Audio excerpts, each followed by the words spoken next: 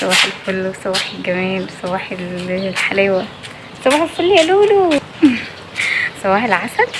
نازلين بقى عشان عندنا حضانة، وبعد الحضانة انا عندي مشوار، انا مش هسيبه كتير في الحضانة عشان هو تعبان، فان شاء الله هنروح الحضانة يعني هوديه بس عقبال المشوار اللي انا رايحاه، وبعديها هروح اخده عشان زي ما بقول لكم هو تعبان شوية.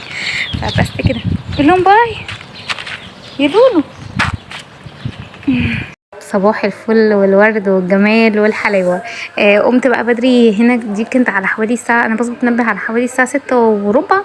بقوم اعمل لهم بقى السندوتشات. عملت السليمي لانش بوكس بتاعه، وعملت لي هنا كمان سندوتشات والبابانا. بصوا انا العلبة الحاجات اللي انا حطاها دي ببقى حاطة فيها كل يوم بالليل دواء الغدة عشان ما انساهوش. بطلع له جبنة نستو علشان تبقى طرية اعرف افردها له، وطبعا النسكافيه بتاعي. عملت له ساندوتش الاول جبنه نستو، عملت له ساندوتش جبنه بطماطم بيحبها قوي، وكنت قاليه بطاطس نص قاليه من بالليل، كملت قاليها الصبح. وعملت له 4 ساندوتشات، وحطيت له قطعت له جوافيه، شلت له منها البذر وكمان خيار. دي بقى الساندوتشات بتاعت بابا. عملت له ساندوتش لانشون، واحد جبنه برده بالخيار كده، يعني برده على حسب اللي موجود بعمله، مش بعمل حاجه معينه. اول يومين هو راح فيهم الحضانه، انا كنت بحاول اعمل له حاجات حلوه كده وتشوكلت ومش عارفه ايه علشان يبقى فرحان.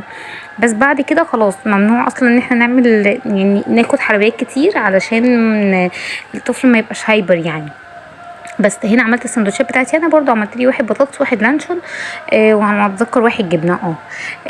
خدنا بقى السندوتشات ونزلنا. بصوا كده بقى، انا رجعت كنت جايبه لحمه، جبت 2 كيلو ونص لحمه، خدت منهم مره للاكله اللي هعملها النهارده، والباقي قسمتهم على 3 اكياس، وشلت كيس ليا. الراجل كان مديني، قلت له حط لي حتتين ليا عشان لما بجيب لحمه مفرومه بحتاج افرم ليا عليها. قلت بقى هعمل النهارده الغدا. هنعمل الغدا ايه؟ هنعمل الغدا النهارده شويه بقى فته كده، بما اني لسه جايبه لحمه طازه يبقى ايه شويه فته. عملت بقى الفته دي الصلصه بتاعت الفته. اول حاجه عملتها جبت تومه، حطيت الاول زبده، حته زبده وحته سمنه، ونزلت عليها بتومه وشويه كزبره على كمون.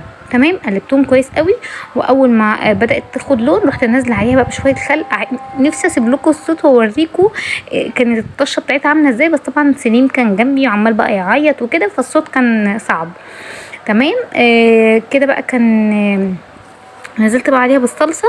انا كنت مفرزه صلصه، فنزلت عليها بالصلصه دي ورحت مزوداها شويه. تمام، حطيت عليها حبهنتين وشويه 7 بهارات، شويه قرفه، وهنزل عليها بتوم باودر، بصل باودر، وشويه بابريكا وملح. يعني حتى هبقى نسيت البابريكا والملح، هروح حطاهم دلوقتي. تمام، وشويه ميه بس كده عشان هي اصلا الصلصه دي متسبكه، فانا كل الصلصه اللي بشيلها بتبقى متسبكه جاهزه، فانا عايزاها تاخد من طعم الثوم والخل وكده، فمش هينفع هي متسبكه جاهزه. فلا قلت لا، انا هحط لها شويه ميه عشان ايه تعرف تاكل غلوه. تمام. عايزه اقول لكم ان الصلصه دي بتبقى تحفه، وطعم الخل كده في الفته بيبقى حلو قوي.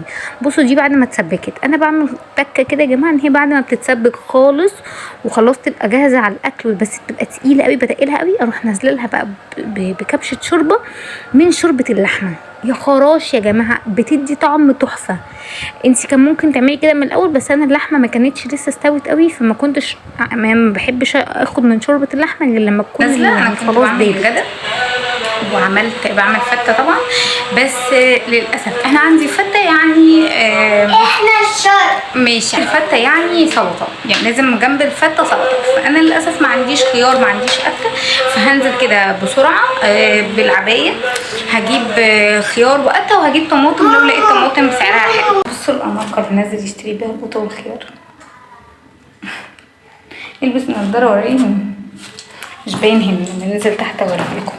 نازل بكامل اناقته على الترنج بتاع البيت يعني. بفتح الكاميرا عشان تسلوني وانا نازله ال6 ادوار عشان ال6 ادوار صعبه والله. كمان هنشتري خضروات. هنشتري ايه؟ نشتري كمان خضروات. عايزين نشتري خضروات.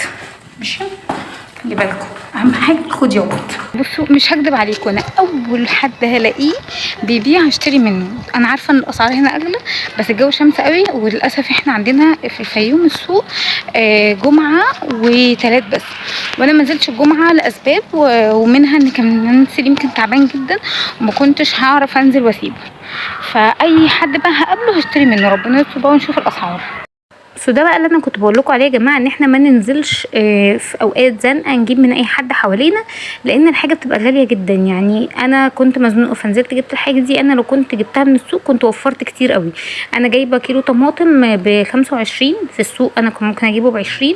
نص كيلو خيار ب10 جنيه، انا كنت جايبه كيلو كامل قته كان ب10 جنيه. جبت كيلو جوافه ب25 جنيه. جبت البتنجان دوت نص كيلو ب7.5. في السوق كان الراجل بيتحايل عليا اروح اخد كيلو كامل ب7 جنيه، قال لي طب خلاص سبت عليك خدي ب5. انتوا متخيلين فرق السعر؟ بس طلعت كام بتنجانيه، رحت غسلتهم وجيت فتحتهم كده فتحه الساندوتش اكني بفتح فينو عشان هقليهم وهعمل لهم بقى خلطه قمر قمر قمر بتنفعني بقى في بتنجان مقلي، بتنجان مخلل، ممكن سمك، كل الحاجات دي. فلفلايتين حلوين كده، لو عندك حامي او انتوا بتاكلوا حامي حطوا حامي. كام واحده توم كده كتير شويه، عليهم شويه خل، شويه بابريكا كتير عشان تدي لون احمر، كمون، كزبره، توم باودر، بصل باودر، لو ما عندكيش توم باودر بصل باودر عادي مش لازم، وعصرتين ليمون. في تكيه هنا بقى انا ببص ما لقيتش عندي ليمون، رحت عامله ايه، لقيت الليمون اللي عندي ناشف، بصوا هي بتجري من كتر ما هي ناشفه، رحت حطاها في الميكرويف اقل من ثواني طلعت طريه واتعصرت معايا وكانت زي الفل تمام. وحطيت عليها طبعا شويه ملح ورحت ضربهم ضربه حلوه قوي، وقليت بقى البتنجان ورحت بقى ايه حطهم كده، عملت يعني اكني حشيت كده الساندوتش، وقطعت عليها بقى ايه حته قوطه كده. مش عايزه اقول لكم كان طعمها احلى حاجه كانت موجوده اصلا. بصوا هو انا قطعت عليها قوطه بتدي طعم حلو قوي. بس متنسوش بقى تصلوا على النبي وتعملوا لايك بالله عليكم بالله عليكم القناه، بعد ما كانت يعني انا عارفه ان انا مشاهداتي مش كتير، بس بعد ما كانت وصلنا لمرحله حلوه. عندي فيديو الحمد لله اتخطى ال2000 مشاهده. فيديوهات عامله 150 130 200، انا فجاه القناه بتقع يعني احباط ما بعده احباط، كل حاجه يا جماعه يعني الحمد لله طبعا على كل حاجه. شفتوا لي بقى طبق اللوز اللي عدى ده، عملت بقى شويه رز والنبي لوز، عملت شويه رز بس المختلف شويه في رز الفته ان انا بحب احط له وحدتين حبهان، ولو عندي مستكه يبقى قمر وورقه لورا، ورز عادي بقى جدا ملح وفلفل وبس كده. عملت بقى قطعت العيش وحطيت عليه معلقه سمنه كبيره وشويه ملح وشويه فلفل عشان يبقى متطعم، وحمصته. اي نعم كام واحده اتحمصوا مني شويه بس يعني عدوها لي اليوم كان تقيل والله. بس حطيت بقى على العيش شويه شوربه وشويه صلصه بقلبهم كده فيه. ولو انتي عايزه كمان ممكن لو انتي هتعملي صينيه كبيره قلبي فيها كمان تحت شويه رز، علشان الولاد يحبوا الرز بالعيش اللي تحت، ما يقولوش لا هم ياكلوا اللي فوق بس واللي تحت لا تمام. وحطيت بقى السلطه اللي انا عملتها وشويه البتنجان، والنبي الاكل ده جمر، وانتي جمر تدري ليش؟ عشان انتي فنانه تاخدوش في بالكم. واحب انا بس واشكر في نفسي كتير واوفر يعني. بس كده انا خلصت الاكل، عملنا بقى الهوم ورك ويومنا خلص على كده. يا رب يكون يوم عجبكم، بحبكم قوي، سلام.